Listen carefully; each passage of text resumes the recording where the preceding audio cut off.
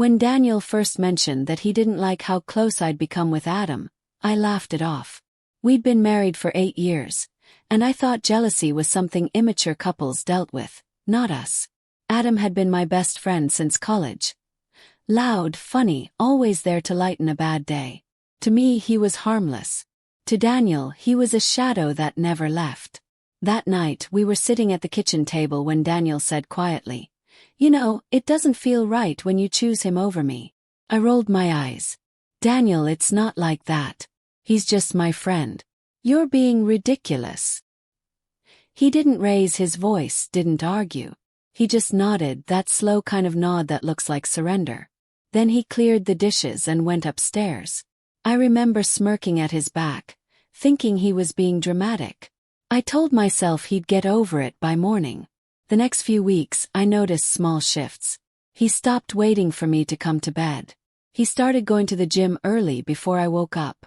When I'd text him during lunch, he'd reply hours later with short answers. I told myself he was just busy. I was too proud to ask what was really wrong. Then one Saturday night, Adam came over with a bottle of wine. We watched a movie, laughed too loud, and at some point I realized Daniel had come downstairs. He stood by the hallway for a few seconds, looking at us. Our laughter died for a moment, and I said jokingly, "Relax, Danny. We're not eloping." He didn't respond, just turned and walked back upstairs. Adam laughed awkwardly, and I joined in because it felt easier than dealing with what that look meant. Later, when Adam left, I found Daniel in bed reading, calm as ever. I asked, "You're not mad, are you?" He looked up from his book, eyes tired but soft. "No, Emily. I'm not mad anymore." Something in his tone unsettled me, but my pride drowned it out. "Good," I said, trying to sound in control. "Because this jealousy thing is getting old." He smiled faintly. "You're right. It is." I didn't know that would be our last conversation. The next morning, the house was strangely quiet. The coffee pot was empty. His mug washed and placed back in the cabinet, something he never did. His clothes were gone from the wardrobe. His side of the dresser empty. No note, no message, just absence. I called him, but the line went straight to voicemail. I texted, "Where did you go?" No reply. By evening, panic started to creep in. I checked our joint account. His name was gone. The balance halved. He'd left with his share, nothing more, nothing less. I sat on the couch staring at my phone, waiting for it to ring, for him to tell me he just needed space, that it was temporary. But he didn't. 2 days later, a letter arrived. Not handwritten, typed, folded neatly in an envelope. "Emily, you once said jealousy was beneath you. Maybe you're right. Maybe love is too, if it's only one person doing the holding on. I hope Adam makes you laugh the way I couldn't anymore. You don't owe me anything.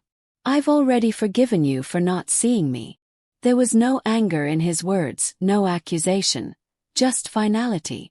And that's what broke me. I kept reading the letter until the ink blurred with tears, realizing too late that it wasn't jealousy he'd been feeling. It was grief, the quiet kind that settles in when love starts dying, one joke at a time. That night, for the first time in years, the house felt too big. Every laugh, every careless word echoed back at me like a ghost. For the next few weeks, I moved through life in a fog. Everyone around me seemed to notice before I did that Daniel wasn't coming back. My mother asked where he was, and I lied, said he was traveling for work. My coworkers stopped asking after the first few days when my answers got shorter and my eyes started giving me away. Adam kept calling, checking in, offering to come over. At first I let him. It was easier than being alone. He'd bring food, try to make me laugh, tell me Daniel was just being dramatic. I nodded, pretending to believe it. But inside, every joke sounded hollow. One evening he showed up with takeout and said, "You need to stop blaming yourself. He's the one who left, not you." I stared at him, and for the first time I saw something in his face I hadn't before. Not concern, not friendship, but possession. The way he said "not you" made it sound like I was already his to defend. "Adam," I said carefully, "I think you should give me some space." He frowned, confused. I'm just trying to help. I know, I said softly. But maybe that's part of the problem. That night, when he left, I sat alone in the living room, surrounded by the quiet Daniel used to fill. His jacket still hung by the door. His book, the one he'd been reading that last night, was still on the nightstand, a bookmark peeking from the middle. Opened it. Inside was a photo of us from our first anniversary. Smiling, wine glasses raised. I hadn't seen that picture in years. My throat tightened as I realized. He'd kept it close even when I'd stopped remembering why it mattered. Days turned into weeks. No messages, no calls, just silence. And in that silence, I started hearing echoes of all the times I'd laughed at his discomfort, brushed off his feelings, made jokes at his expense. Every careless word came back like a whisper. You're being ridiculous. Relax. It's not like that. But it had been like that. Not an affair, not betrayal in the physical sense, but betrayal of trust. The quiet kind that wears down love until it has nothing left to stand on. Then one morning I got an email from Daniel. Short. Formal. I've filed for divorce. You'll receive the documents this week. I wish you peace, Emily. Truly. I sat staring at the screen until the letters blurred. I didn't even realize I was crying until my hand brushed my cheek and came away wet. When the papers arrived, I signed them without a fight. I didn't have the right to. I'd already fought the wrong battles, defended pride when I should have protected love. A month later, I heard through a mutual friend that Daniel had moved across the state. He'd started working with a small architecture firm close to the coast. He looks happier, she'd said. I smiled when I heard that. A small, painful kind of smile that comes when you know you were the storm someone finally escaped. That night, I sat by the window with a cup of tea and whispered into the dark. I hope you're free now, Daniel. The house was silent, but in that silence I could almost hear his voice. Calm, patient, steady. The way he used to say my name before I forgot how much it meant.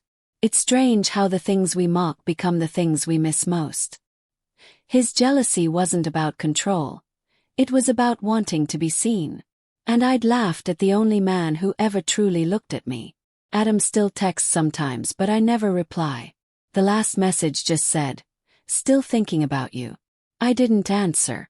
I deleted it, turned off my phone, and sat in the dark, letting the weight of everything I'd lost settle around me. For the first time I didn't cry. I just sat there quiet and still because deep down I knew Daniel was right. Love doesn't end with screaming or slammed doors.